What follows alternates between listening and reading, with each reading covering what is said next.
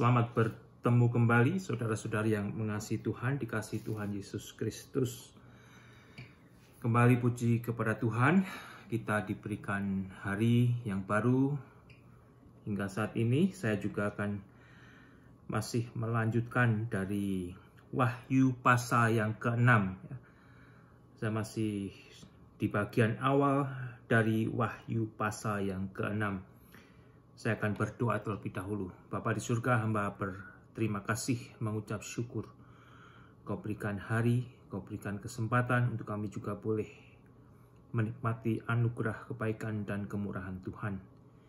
Berikan kami kerinduan kami untuk hidup di dalam kekudusan-Mu Tuhan, untuk hidup di dalam kebenaran-Mu, untuk hidup senantiasa di dalam keselamatan dan anugerah-Mu. Berikan berkat surgawi-Mu ketika kami juga boleh merindukan firman-Mu, terutama belajar dari kitab Wahyu, kitab yang berisi dan berbicara tentang Engkau sendiri.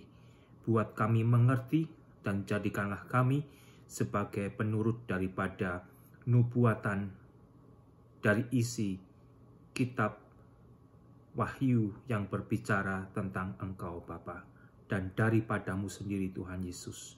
Dalam nama Tuhan Yesus, ampuni untuk segala dosa kami. Amin. Oke saudara, saya masih berada di bagian awal ya dari Wahyu pasal yang ke-6.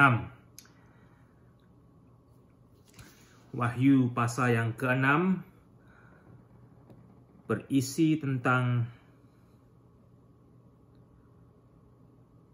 awal munculnya seorang tokoh yang disebut Antikristus, yang mengawali masa yang dikenal dengan nama tribulasi, masa kesukaran besar, masa kesusahan besar yang akan dialami oleh bumi selama 7 tahun.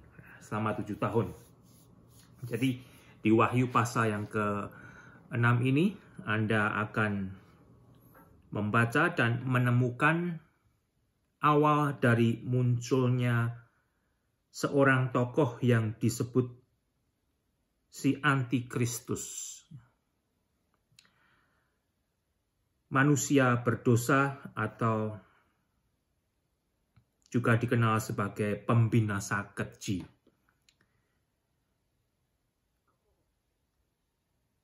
Saudara pernah memikirkan dari Alkitab tidak, saudara? Jika Alkitab itu dari awal hingga akhirnya sebetulnya berisi tentang sejarah awal dan akhir dari kehidupan manusia.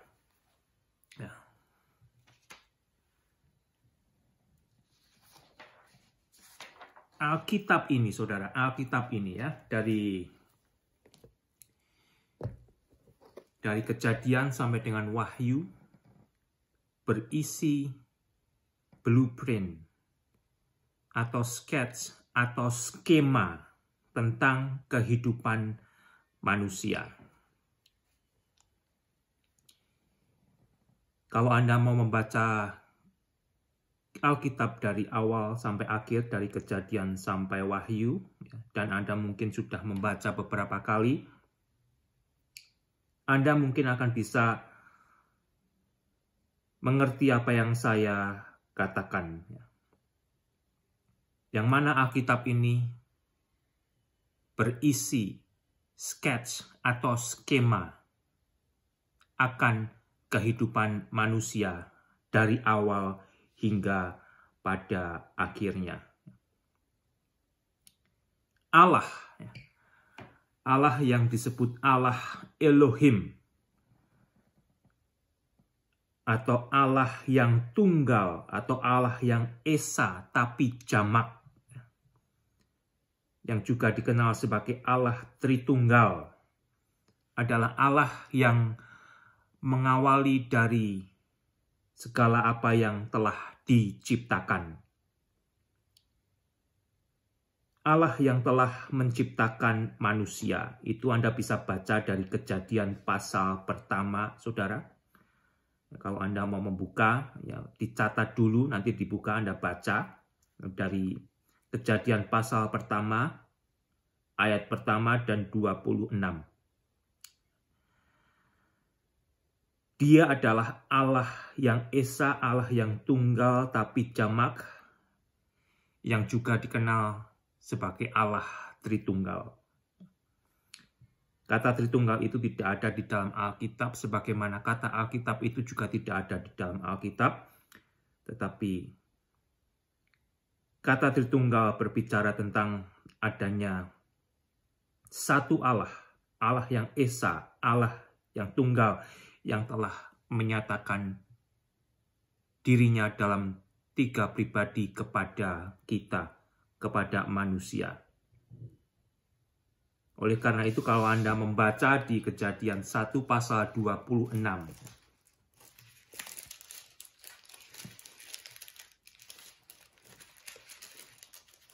Kejadian 1 pasal 26, bunyinya, baik berfirmanlah Allah, baiklah kita. Baiklah kita. Yaitu di antara 3 pribadi itu, Allah yang Esa, Allah yang tunggal, baiklah kita menjadikan manusia menurut gambar dan rupa kita. Dialah Allah, Allah Elohim, Allah yang mengawali dari segala yang telah diciptakan. Jadi dalam Kejadian pasal 1, Anda bisa baca pasal 26, Allah yang tunggal atau Allah yang Esa, tetapi jamak, Allah yang dikenal dengan sebutan Allah Tritunggal, dialah yang telah menciptakan segala sesuatu yang sudah Allah ciptakan, yang telah menciptakan manusia di dalam gambar dan rupa Allah sendiri, dan Allah telah menyerahkan apa yang diciptakan kepada manusia untuk dikelola, untuk dibudidayakan. Dan Allah telah memberikan perintahnya, titahnya agar manusia yang diciptakan menuruti perkataan Allah. Tetapi tidak lama, saudara, setelah Allah dipercaya untuk mengelola bumi setelah Allah mempercaya manusia diberi kepercayaan oleh Allah untuk mengelola bumi. Tidak lama manusia memberontak kepada Allah. Manusia mendengarkan bisikan tipu daya iblis. Atau dengan kata lain, manusia berdosa. Manusia terjatuh di dalam dosa. Di situ belum ada manusia ketiga, yang ada masih Adam dan Hawa. Yang mereka terjatuh di dalam dosa karena mereka tidak mentaati perintah yang Allah berikan kepada mereka. Meskipun manusia telah memberontak kepada Allah, berbuat dosa, Allah masih mengasihi manusia. Dan kalau Anda membaca dari Kejadian pasal 3 ayat 15, Allah memberitakan Injil kepada manusia. Allah menjanjikan datangnya seorang penolong, seorang Mesias, seorang juru selamat yang akan menyelamatkan manusia dari dosanya. Itu Anda bisa baca dari Kejadian 3:15. Jadi kalau berbicara tentang Injil, sebetulnya Allah sendiri yang memproklamasikan Injil itu kepada manusia sebelum Adam dan Hawa memiliki keturunan. Injil adalah good news atau berita sukacita, berita baik dari Allah untuk menyelamatkan manusia yang berdosa. Itu Anda bisa baca dari awal, saudara. Kejadian 3:15. Manusia yang mati dengan percaya kepada Allah yang menjanjikan Mesias, jiwa atau roh orang mati, orang yang percaya kepada Allah yang telah menjanjikan Mesias tersebut oleh Allah dikumpulkan bersama-sama di tempat yang disebut Firdaus, di mana Abraham saat itu juga berada. Anda bisa baca dari Lukas pasal 16 ayat 19 sampai 31. Dan di sebelahnya ada tempat lain juga yang tidak bisa diseberangi oleh mereka yang berada di sebelahnya. Dan tempat itu adalah neraka. Neraka itu adalah tempat untuk menyimpan jiwa-jiwa manusia yang mati dalam dosanya, yang tidak percaya kepada berita Injil Allah akan datangnya Mesias. Dan sampai saat ini, saudara, neraka itu masih terus terisi oleh jiwa-jiwa yang mati, yang menolak akan Mesias yang telah dijanjikan oleh Allah kepada manusia. Dan Injil Allah di dalam Kejadian pasal 3 ayat 15 tersebut telah digenapi oleh Allah, telah dipenuhi oleh Allah dengan kelahiran, kematian, dan kebangkitan Yesus. Kelahiran, kematian, dan kebangkitan Yesus telah mengenapi janji Injil di dalam Kejadian pasal 3 ayat 15. Dan dengan terangkatnya Yesus ke sorga, saudara, tempat di mana jiwa Abraham bersama orang-orang kudus yang lain yang telah mati sebelum kebangkitan dan kenaikan Yesus ke surga. Setelah Yesus naik ke surga, tempat itu telah dikosongkan. Jiwa-jiwa atau roh-roh orang kudus yang berada bersama-sama dengan Abraham telah dibawa ke surga. Tetapi kembali, tempat yang disebut neraka masih ada dan sampai saat ini masih dipenuhi oleh jiwa-jiwa yang mati, yang percaya, yang tidak percaya kepada Yesus, yang menolak Yesus. Dan setiap orang yang mati saat ini, setelah kebangkitan kenaikan Yesus, mereka langsung pergi di hadapan Yesus. Mereka langsung pergi berhadapan Yesus. Jadi kalau saya atau Anda dan kita orang Kristen yang percaya saat ini, ya, mati kapan saja, kita yang sudah bertobat mengalami kelahiran baru di dalam Roh Kudus, roh kita, jiwa kita akan langsung pergi kepada Yesus. Ya. Anda teringat akan kisah Stefanus. Anda juga mungkin teringat apa yang dikatakan oleh Rasul Paulus ketika dia mengatakan rindu untuk meninggalkan tubuhnya dan bersama-sama dengan Kristus. Yang Anda bisa baca dari Filipi 1:23. Dan Yesus juga berjanji, saudara. Yesus berjanji akan datang kembali untuk kedua kalinya. Ketika Yesus terangkat ke sorga,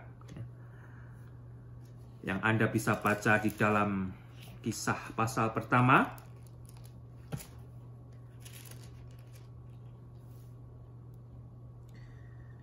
Ketika Yesus terangkat ke sorga, kisah pertama saya akan membaca ayat ke-9. Sesudah Yesus mengatakan demikian, terangkatlah Yesus disaksikan oleh mereka dan awan menutupi Yesus dari pandangan mereka ketika mereka sedang menatap ke langit. Waktu Yesus naik itu tiba-tiba berdirilah dua orang yang berpakaian putih dekat mereka dan berkata kepada mereka, "Hai orang-orang Galilea, mengapakah kamu berdiri melihat ke langit? Yesus ini yang terangkat ke sorga meninggalkan kamu akan datang kembali dengan cara yang sama seperti kamu melihat dia naik ke sorga." Tentang kedatangan Yesus untuk kedua kalinya ke bumi ini sudah dinubuatkan, sudah dijanjikan oleh firman Allah, oleh Alkitab. Kembali Anda bisa menyimaknya dari Alkitab. Untuk apa saudara? Yesus di dalam kedatangannya nanti kedua kali ke bumi ini, Dia akan datang ke bumi ini untuk memerintah sebagai Raja. Yesus Kristus akan mendirikan kerajaannya yang disebut sebagai kerajaan Kristus selama 1000 tahun. Yang akan diawali, saudara, yang akan diawali dengan kedatangan Yesus Kristus sendiri yang Anda bisa baca mulai dari Wahyu pasal 19 ayat ke-11. Yesus akan kembali ke bumi ini untuk kedua kalinya, diikuti oleh para bala tentaranya, dan diantaranya adalah orang-orang kudus yang sudah berada di surga. Orang Kristen yang sudah dibawa ke surga akan kembali bersama-sama dengan Yesus saat itu untuk memerintah, untuk melayani Yesus. Tetapi saudara, kedatangan Yesus Kristus yang kedua kalinya nanti, sebelum Yesus datang untuk kedua kalinya, akan ditandai dengan apa yang disebut penyesatan global. Penyesatan global melalui munculnya seorang tokoh yang disebut Kristus palsu, antikristus, Mesias palsu. Di dalam 2 Tesalonika pasal 2 ayat 19 saya akan baca.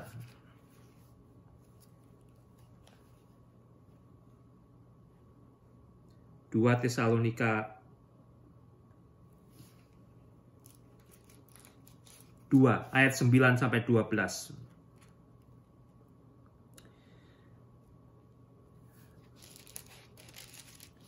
Saudara, sebaiknya saya akan baca dari awal, saudara ya, karena ini informatif sekali dari 2 Tesalonika. Mulai pasal kedua, mulai ayat pertama. Tentang kedatangan Tuhan kita, Yesus Kristus, dan terhimpunya kita dengan Dia. Kami minta kepadamu, saudara-saudara, supaya kamu jangan lekas bingung dan gelisah, baik oleh ilham roh maupun oleh pemberitaan atau surat yang dikatakan dari kami, seolah-olah hari Tuhan telah tiba. Janganlah kamu memberi dirimu disesatkan dengan cara yang bagaimanapun juga.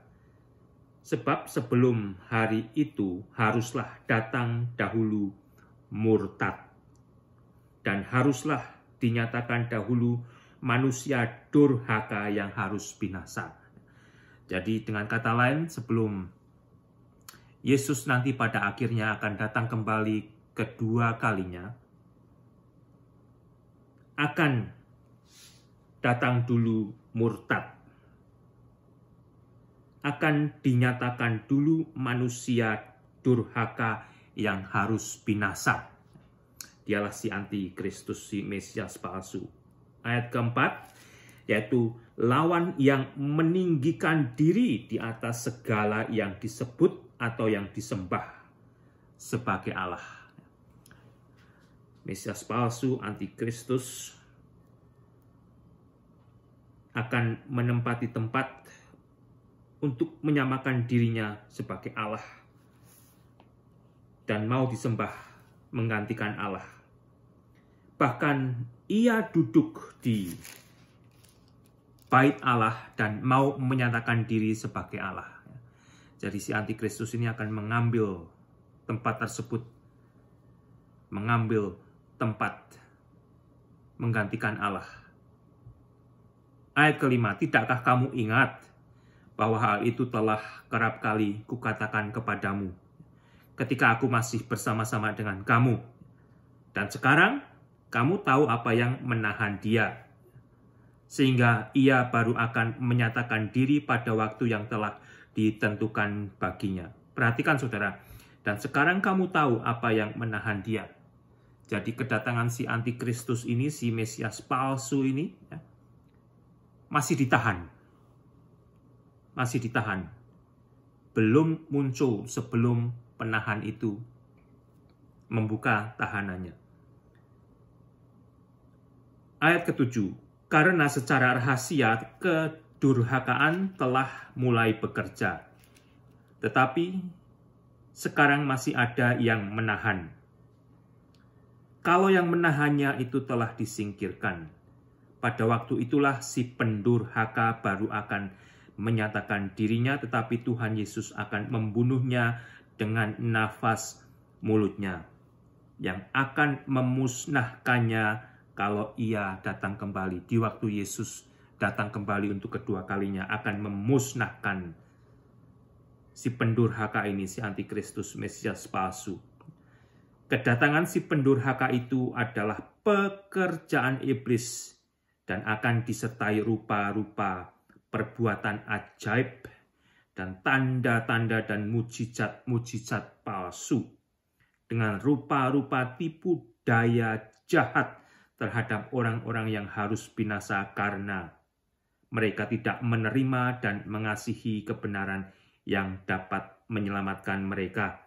Dan itulah sebabnya Allah mendatangkan kesesatan atas mereka yang menyebabkan mereka percaya akan dusta, supaya dihukum semua orang yang tidak percaya akan kebenaran dan yang suka kejahatan.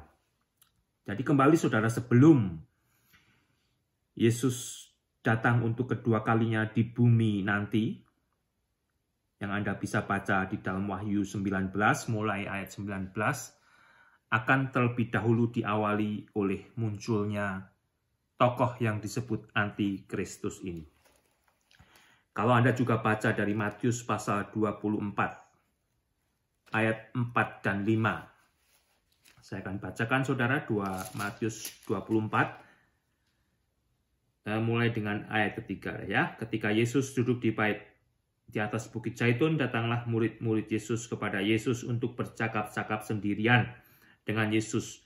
Kata mereka kepada Yesus, katakanlah kepada kami bila manakah itu akan terjadi dan apakah tanda kedatanganmu Yesus dan tanda kesudahan dunia. Perhatikan jawab Yesus saudara. Jawab Yesus kepada mereka, waspadalah supaya jangan ada yang menyesatkan kamu. Karena apa? Akan terjadi kesesatan. Sebab banyak orang akan datang dengan memakai namaku dan berkata, akulah Mesias, dan akan menyesatkan banyak orang. Jadi kembali kedatangan Yesus ke bumi untuk kedua kalinya nanti akan terlebih dahulu ditandai dengan penyesatan besar, penyesatan global, melalui tokoh yang disebut antikristus yang akan mengadakan banyak tanda-tanda luar biasa, mujizat yang hebat tetapi palsu karena dalangnya adalah iblis, bukan Yesus, bukan Kristus. Dan saudara, kalau Anda perhatikan tadi, ya, kedatangan si antikristus ini juga masih ditahan. Ada yang menahan. Siapa saudara? Yang menahan adalah Roh Kudus yang masih bekerja di antara gereja Tuhan.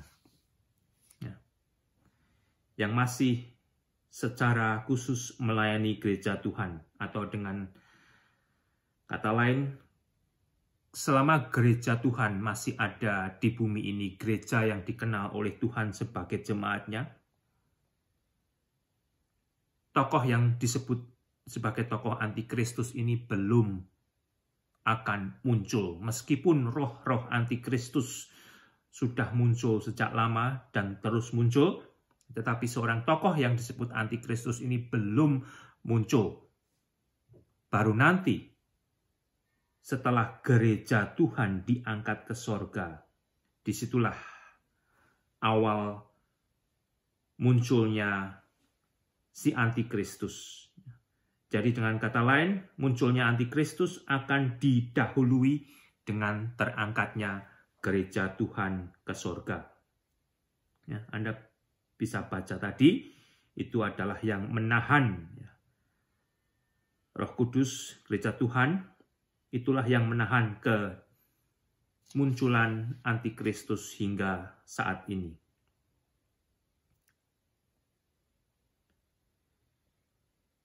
Dan Anda bisa membaca tentang pengangkatan dari 1 Tesalonika pasal keempat ayat 13 sampai 18. Itu juga sudah dinubuatkan oleh Allah di dalam firman-Nya melalui Rasul Paulus. Demikian juga dalam 1 Korintus pasal 15 ayat 50 sampai 51-52. Ya, Anda bisa baca, bisa catat, bisa buka untuk mencari penjelasan yang lebih jauh dengan membacanya sendiri. Dan di dalam Yohanes 14, saudara, Yohanes 14 ayat 1 dan ketiga, Tuhan Yesus sendiri juga berjanji, ya, Dia akan datang kembali untuk menjemput jemaatnya, untuk menjemput gerejanya. Janji kedatangan Tuhan di dalam Yohanes 14 ayat 1 sampai dengan yang ketiga, ini bukan janji kedatangan untuk kedua kalinya, tetapi khusus bagi jemaatnya, khusus bagi gereja Tuhan. Saya akan baca, saudara, janganlah gelisah hatimu, percayalah kepada Allah, percayalah juga kepadaku. Anda yang percaya kepada Allah, Anda juga kalau mentaati Allah akan percaya kepada Yesus. Di rumah Bapakku banyak tempat tinggal. Jikalau tidak demikian, tentu aku mengatakannya kepadamu, sebab aku pergi ke situ untuk menyediakan tempat bagimu. Dan apabila aku telah pergi ke situ dan telah menyelesaikan tempat bagimu, aku akan datang kembali dan membawa kamu ke tempatku. Yesus berjanji kalau sudah selesai, waktunya telah tiba, Yesus akan datang kembali untuk membawa jemaatnya, untuk membawa gerejanya di mana Yesus berada, yaitu di sorga. Supaya di tempat di mana aku berada, kamu pun berada. Ayat ini berbicara tentang pengangkatan, bukan tentang kedatangan Yesus untuk kedua kalinya. Barulah nanti, ya, di pasal 19 mulai dengan ayat 11 itu, Anda bisa membaca kedatangan Yesus kedua kali untuk mendirikan kerajaannya selama 1000 tahun. Jadi kembali, saudara, dengan kata lain, peristiwa besar berikutnya, sebelum nanti kedatangan Yesus kedua kali, munculnya antikristus, akan didahului dengan terangkatnya gereja Tuhan. Dengan terangkatnya jemaat Tuhan untuk bertemu dengan Tuhan Yesus di angkasa. Yang Anda bisa baca di 1 Tesalonika pasal 14, 13 sampai dengan 18, 1 Korintus 15, 51-52, demikian juga tadi yang saya barusan bicara dari Yohanes pasal 14, 1 sampai dengan 3. Itu semua adalah tentang pengangkatan jemaat Tuhan, gereja Tuhan, untuk bertemu dengan Tuhan di angkasa dan dibawa ke surga. Barulah setelah itu yang menahan munculnya antikristus sudah tidak ada lagi. Antikristus baru akan muncul setelah gereja Tuhan terangkat ke surga. Atau dengan kata lain, peristiwa besar berikutnya, saudara, yang perlu kita perhatikan adalah akan terjadinya pengangkatan jemaat Tuhan atau gereja Tuhan. Kapan? Kita tidak tahu. Alkitab memperingatkan kepada saya dan kita semua agar kita berjaga-jaga. Kedatangan Tuhan bagaikan pencuri di malam hari. Ya, artinya kita diperingatkan untuk berjaga-jaga, untuk senantiasa berdandan dengan indah di dalam kekudusan, di dalam kebenaran Allah yang sudah diberikan kepada Yesus untuk menyambut Yesus. Jadi kalau Tuhan datang nanti, kita tidak kaget. Dan kita sudah siap untuk pergi bersama-sama dengan Yesus. Entah 5 menit dari sekarang, malam ini, besok, atau 100 tahun lagi, kita tidak tahu. Tetapi yang kita tahu, kita sudah diperingatkan oleh firman Allah untuk senantiasa bersiap-siap. Dan dengan bersiap-siap kita akan menjauhkan diri dari dosa. Dengan bersiap-siap kita juga akan memberitakan tentang Yesus sebagai Mesias kepada dunia. Dan barulah kembali saudara, setelah nanti gereja Tuhan diangkat, muncul penyesatan global. Muncul si antikristus. Dan setelah itu, datanglah Yesus Kristus untuk kedua kalinya. Untuk apa, saudara? Kalau Anda baca, kedatangan Yesus Kristus kedua kalinya untuk mengakhiri pemerintahan antikristus. Untuk melemparkan antikristus bersama nabinya ke lautan api yang menyala-nyala. Anda bisa baca di dalam Wahyu 19, 20-21, itu kedatangan Yesus. Dan juga untuk mengikat, melemparkan setan, iblis atau yang disebut si ular tua ke dalam jurang maut. Setelah kerajaan 1000 tahun selesai, Anda bisa baca di pasal ke-20 dari kitab Wahyu, iblis akan dilepaskan sejenak, terjadi kembali penyesatan besar, lalu iblis dilemparkan ke lautan api dan belerang sampai selama-lamanya bersama antikristus dan nabinya. Dan kalau Anda baca dari pasal 20 ayat 11 sampai dengan 15,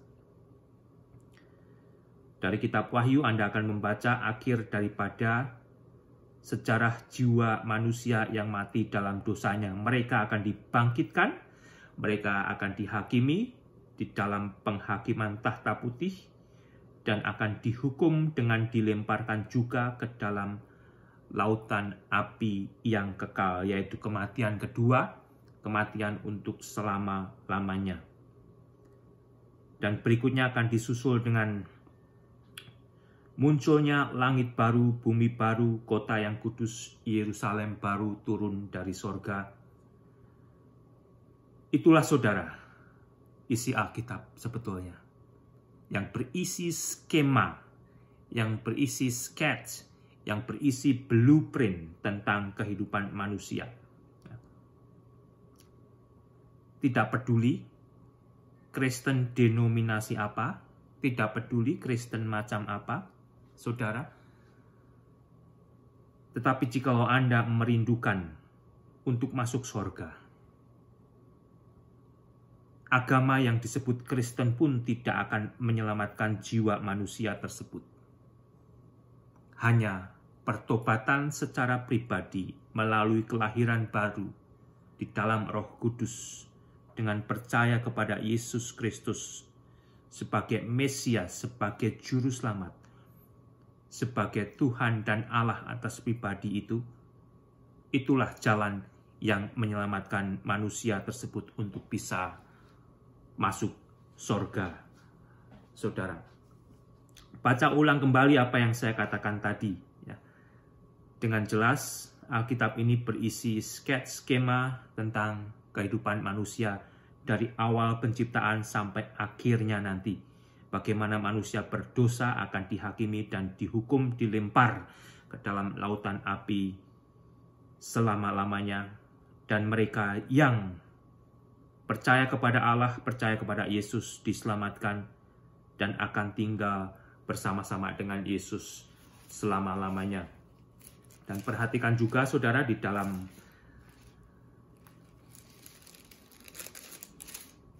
Wahyu pasal 22 ya. Wahyu pasal 22 juga diakhiri dengan janji bahagia dari Tuhan Yesus sendiri yang demikian bunyinya. 22 ayat 7, sesungguhnya aku datang segera. Berbahagialah orang yang menuruti perkataan-perkataan kitab nubuat ini. Dan kalau saya baca terus mulai 12 sampai dengan 21, isinya juga berisi peringatan saudara. Sesungguhnya aku datang segera dan aku membawa upahku untuk membalaskan kepada setiap orang menurut perbuatannya, yaitu mereka yang percaya dan taat kepada isi nubuatan kitab ini akan mendapatkan upah untuk tinggal dan hidup bersama-sama dengan Yesus. Aku adalah Alfa dan Omega. Yesus adalah Alfa dan Omega. Yang pertama dan yang terkemudian, yang awal dan yang akhir. Yesus adalah Allah Elohim yang telah ada dari awal sebelum manusia diciptakan. Dan Yesuslah yang telah menciptakan manusia. Yesus juga yang telah menebus manusia dari dosanya. Yesus adalah jalan bagi manusia untuk masuk surga. Ayat 14, berbahagialah mereka yang membasuh jubahnya. Mereka akan memperoleh hak atas pohon-pohon kehidupan dan masuk melalui pintu-pintu gerbang ke dalam kota itu. Yerusalem baru maksudnya saudara ya. Tetapi anjing-anjing dan tukang-tukang sihir, orang-orang sundal, orang-orang pembunuh, penyembah-penyembah berhala, dan setiap orang yang mencintai dusta dan yang melakukannya tinggal di luar, tidak ada di tempat tersebut. Aku Yesus, ya, perhatikan saudara, telah mengutus malaikatku untuk memberi kesaksian tentang semuanya ini kepadamu bagi jemaat-jemaat, bagi gereja Tuhan. Aku adalah Tunas, yaitu keturunan Daud, bintang timur yang gilang gemilang. Roh dan pengantin perempuan itu berkata, marilah. Dan barang siapa mendengarkan, hendaklah ia berkata, marilah. Kalau Anda mendengarkan, kalau saya mendengarkan, kita juga akan menyambut nubuatan dari kitab Wahyu ini, nubuatan yang diberikan oleh Yesus kepada gerejanya, kepada jemaatnya. Kita akan menyambut, marilah Tuhan, datanglah segera ya. Dan barang siapa yang haus, hendaklah ia datang, dan barang siapa yang mau, hendaklah ia mengambil air kehidupan dengan cuma-cuma. Aku bersaksi kepada setiap orang yang mendengar perkataan-perkataan nubuat dari kitab ini. Perhatikan, jika seorang menambahkan sesuatu kepada perkataan-perkataan ini, maka Allah akan menambahkan kepadanya malapetaka yang tertulis di dalam kitab ini.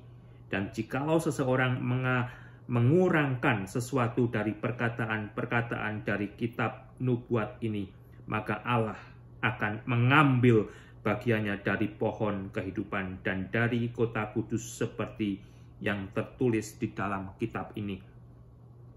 Ia yang memberi kesaksian tentang semuanya ini berfirman, "Ya, aku datang segera. Amin." Datanglah Tuhan Yesus. Kasih karunia Tuhan Yesus menyertai kamu sekalian. Saudara, kembali ya. Kitab Wahyu ini adalah kitab yang tidak untuk dihindari, tetapi justru kitab yang harus dibaca oleh setiap orang Kristen dan diterima isinya yang berupa nubuatan-nubuatan dari Yesus sendiri dan tentang apa yang akan digenapi oleh Yesus, saudara. Sehingga kita menjadi tahu dan kita tidak takut untuk menghadapi kehidupan ini. Terutama kalau nanti kita mulai belajar dari pasal yang ke-6 tentang munculnya antikristus. Karena di pasal ke-6 ini gereja Tuhan sudah tidak muncul lagi di bumi. Gereja Tuhan sudah berada di surga. Dan kembali seperti yang saya katakan tadi di dalam skets kehidupan manusia, saudara, sebelum antikristus muncul, gereja Tuhan sudah di surga. Dan kemunculan antikristus yang diawali dengan penyesatan oleh iblis sebagai dalangnya akan mengawali kedatangan Yesus Kristus untuk kedua kali. Sehingga ketika Anda membaca di dalam pasal ke-6 ayat pertama, "Maka aku melihat anak domba itu membuka yang pertama dari ketujuh metera itu. Aku mendengar yang pertama dari keempat makhluk itu berkata dengan suara bagaikan bunyi guru, 'Mari.' Dan aku melihat sesungguhnya ada seekor kuda putih dan orang yang menungganginya memegang sebuah panah, dan kepadanya dikaruniakan sebuah mahkota. Lalu ia maju sebagai pemenang untuk merebut kemenangan. Si kuda putih tersebut adalah Kristus palsu, Mesias palsu." Kembali, kalau Anda akan memalsukan sesuatu, tentunya itu bukan perintah atau rekomendasi. Seseorang yang memalsukan sesuatu akan memalsukan semirip mungkin dengan aslinya. Dan disinilah, saudara, banyak orang akan tersesat dengan adanya kuda putih. Mereka akan menganggap jikalau itu adalah Kristus. Tetapi kuda putih yang penunggangnya membawa panah tanpa panah, yang artinya dia akan berhasil untuk menang, keluar sebagai pemenang, sebagai penguasa. Dia akan menguasai bukan dengan penumpahan darah, tetapi dengan kepandaian, dengan kehebatannya, dan dengan tipu muslihatnya. Dan dialah ini, saudara, si antikristus, si Mesias palsu, si manusia durhaka, manusia berdosa.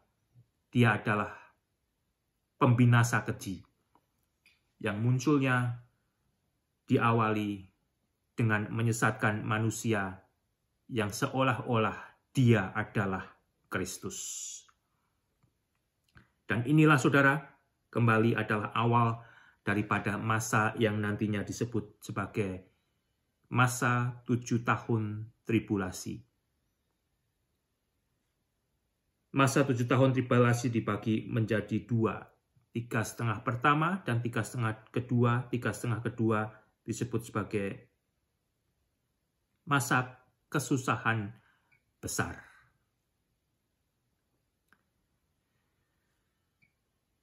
Memang tidak mudah, saudara, untuk belajar dari kitab Wahyu. Tetapi kembali kitab Wahyu ini adalah kitab yang diberikan oleh Tuhan Yesus kepada gerejanya, kepada jemaatnya, bukan sebagai kitab untuk dihindari. Dan sampai saat ini pun saya masih berada di bagian awal daripada Wahyu pasal yang ke-6, ya, dengan tujuan supaya Anda juga bisa belajar dengan lebih baik dan memiliki kemauan untuk belajar dari kitab Wahyu. Karena kitab Wahyu ini adalah satu-satunya kitab yang secara khusus, baik di awal dan akhirnya, berisi janji bahagia kepada setiap orang yang mau membaca, yang mau mendengarkan, dan yang mau mentaati isi dari nubuatan ini. Kembali, berbahagialah ia yang membacakan dan mereka yang mendengarkan kata-kata nubuat ini, dan yang menuruti apa yang ada di dalamnya.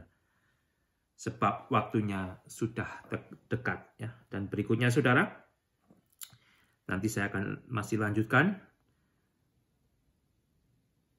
dengan memulai kembali dari pasal ke-6, ayat 1 sampai dengan